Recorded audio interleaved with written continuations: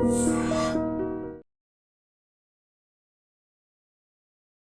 Dream చూస్తున్న ప్రేక్షకులందరికీ నమస్కారం. ఈరోజు మనతో పాటు ప్రముఖ ఆధ్యాత్మికవేత్త, జ్యోతిష్య పండితులు, ఇంటర్నేషనల్ అవార్డు గ్రహీత, శ్రీ విద్యా ఉపాసకులు డాక్టర్ బమిడి సుదర్శన్ శర్మ గారు మనతో పాటు ఉన్నారు. గురుగారితో మాట్లాడదాం. నమస్కారం గురుగారు. నమస్కారం అమ్మా. గురుగారు, దీపారాధన ప్రతి ఒక్కరు చేస్తూ ఉంటారు, కానీ దీపారాధనలో చాలా మంది కొన్ని పొరపాట్లు చేస్తూ ఉంటారు. అసలు దీపారాధనలో మనం చేసే పొరపాట్లు ఏంటి? దీపారాధన ఏ విధంగా చేసుకోవాలి?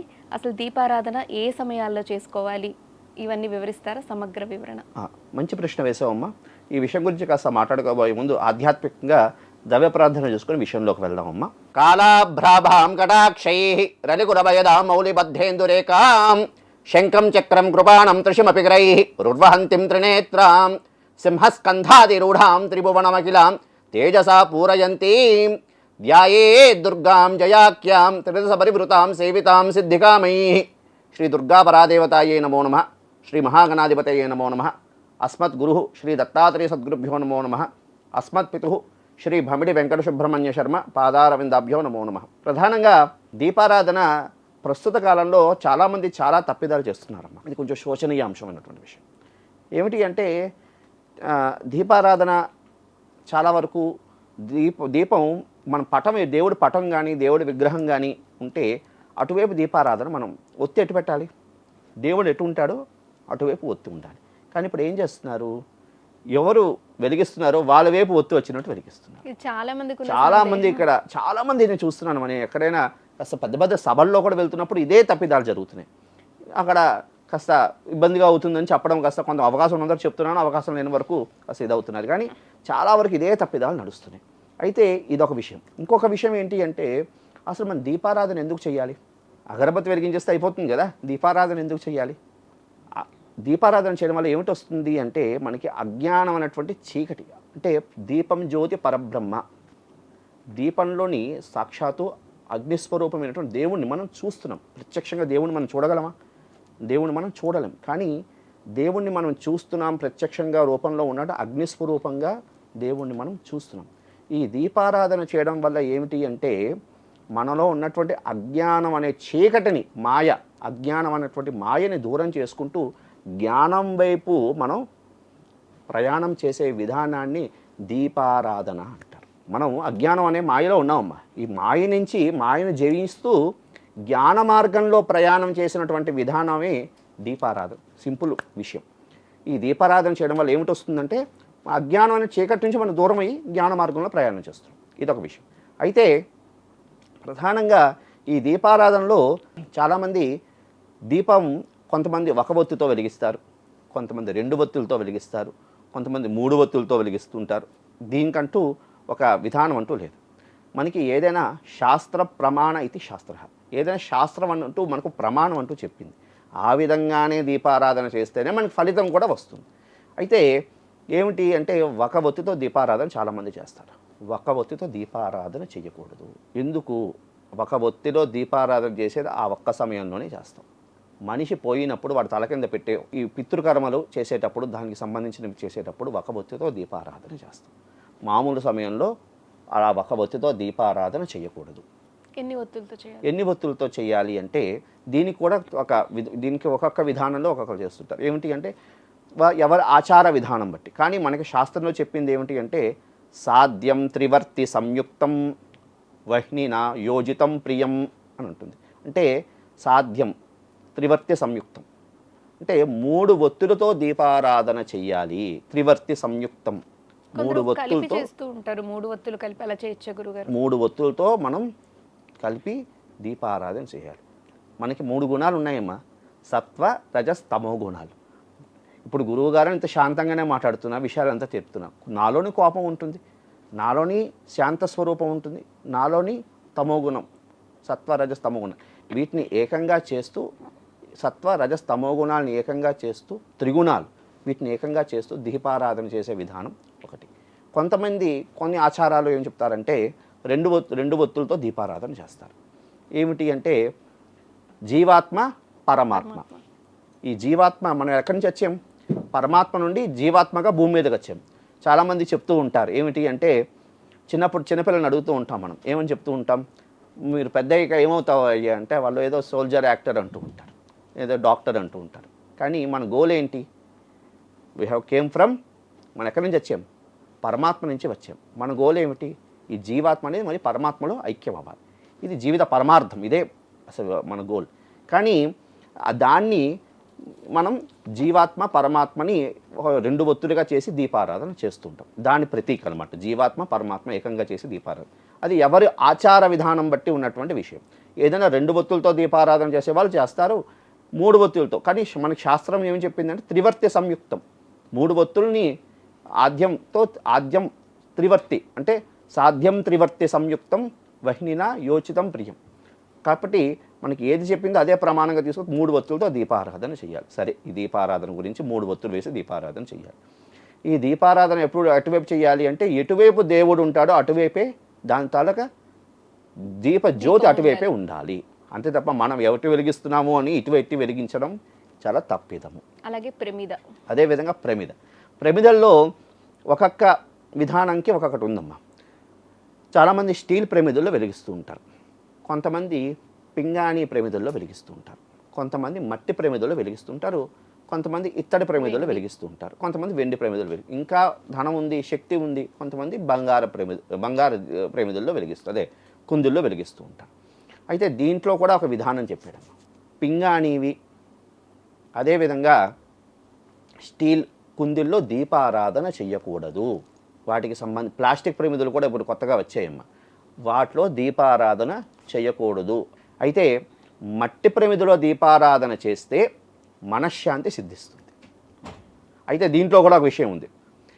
మట్టి ప్రమిది అంటే రోజుకొక మట్టి ప్రమిదతో వెలిగించాలా గురువుగారు అని సందేహం వస్తుంది. రోజుకొక మట్టి ప్రమిద అంటే 365 రోజులు మనకి 300 మట్టి ప్రమిద ఎక్కడ కొనుక్కుంటామమ్మా? అది అయ్యేది కాదు కదా. కాబట్టి వాళ్ళ దీపారాధన చేసామనుకోండి, చక్కగా ఆ మట్టి ప్రమిదని చక్కగా శుభ్రం చేసుకుని అది తర్వాత నెక్స్ట్ డే కూడా అది వెలిగించుకోవచ్చు. ఇంకొక విషయం అమ్మ, మనశ్శాంతి కోసం అయితే మట్టి ప్రమిదతో దీపారాధన చేయాలి.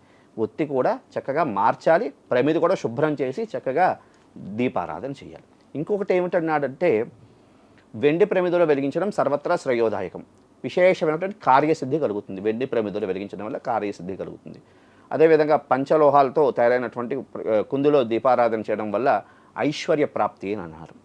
బంగారం కుందుల్లో వెలిగించడం వల్ల మోక్షం సిద్ధిస్తుంది, ఇంకా విశేషమైన కార్యసిద్ధి కలుగుతుంది.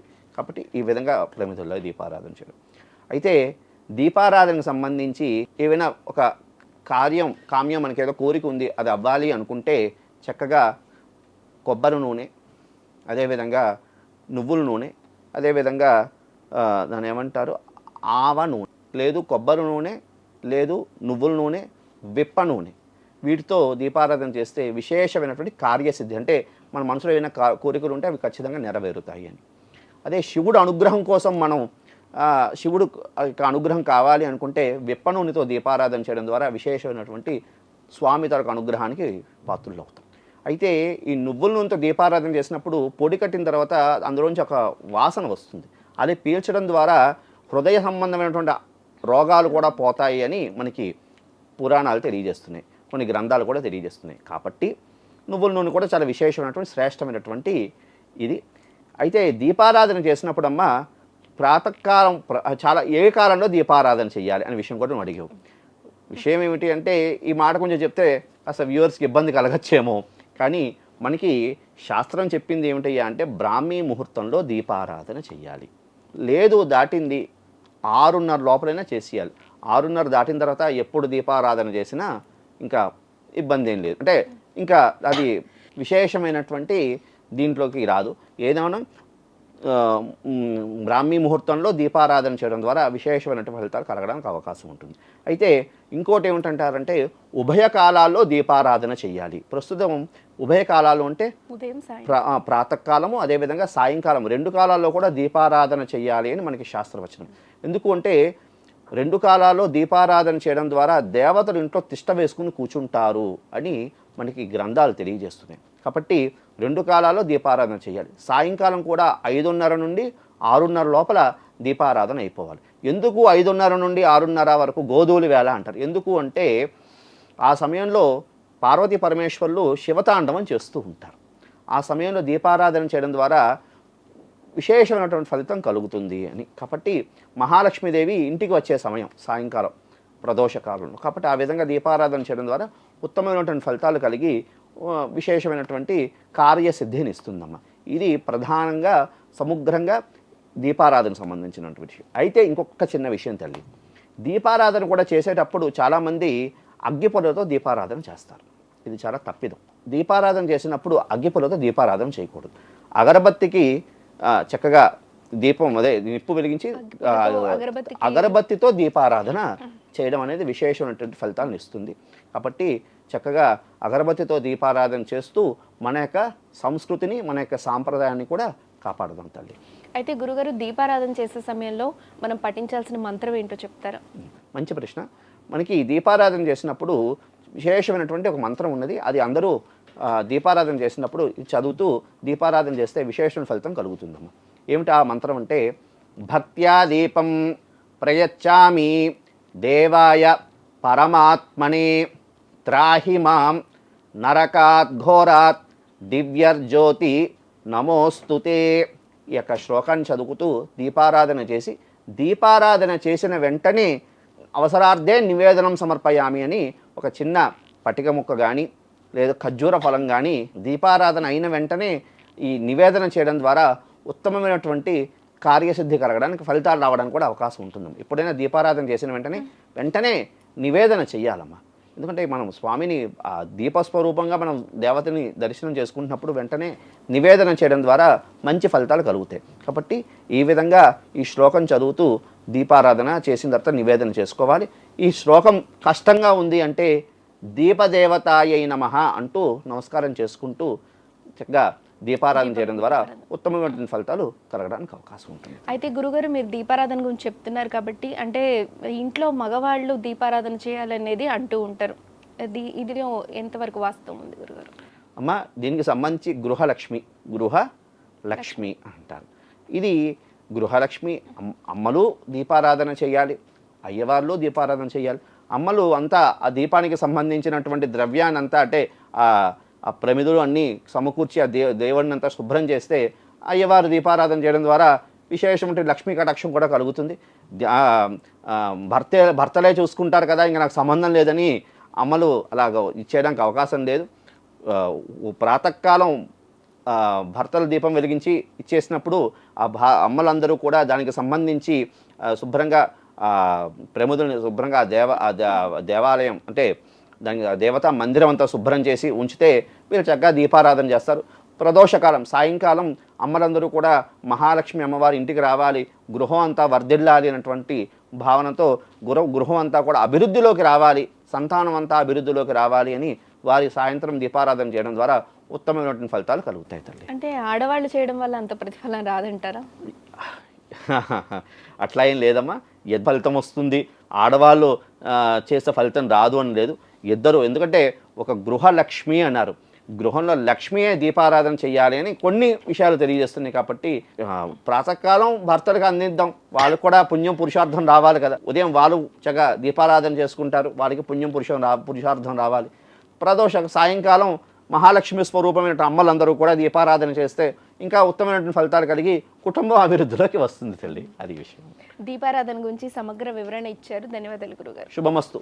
కాలే వర్షదు పర్జన్యః పృథివీ శస్యశాలిని దేశోయం క్షోభరహితః బ్రాహ్మణా సంతు నిర్భయః. స్వస్తి. శుభమస్తు. And for more videos, Please subscribe to iDream channel. Subscribe to iDream Media. Please subscribe to iDream. Please subscribe to iDream. Please subscribe iDream. And please subscribe to iDream. For more videos, subscribe to iDream. please like, share and subscribe to the channel. Congratulations, iDream. Subscribe to iDream. Subscribe to iDream. So subscribe to iDream Media. iDream ki iDream team andarki huge congratulations. Please subscribe iDream Media. Please subscribe to iDream. Subscribe iDream. Please subscribe to iDream. iDream అంటే నా కళల channel subscribe చేసుకున్న నోరు తిరుగుతలేదు, మీరైతే గంట గుర్తు కొట్టండి. For more such videos, please subscribe to iDream. Subscribe to iDream. Please subscribe to iDream. Please subscribe iDream Media. Please do subscribe to iDream. Please subscribe to iDream Media. For best entertainment and information, please subscribe iDream. And don't forget to subscribe to iDream.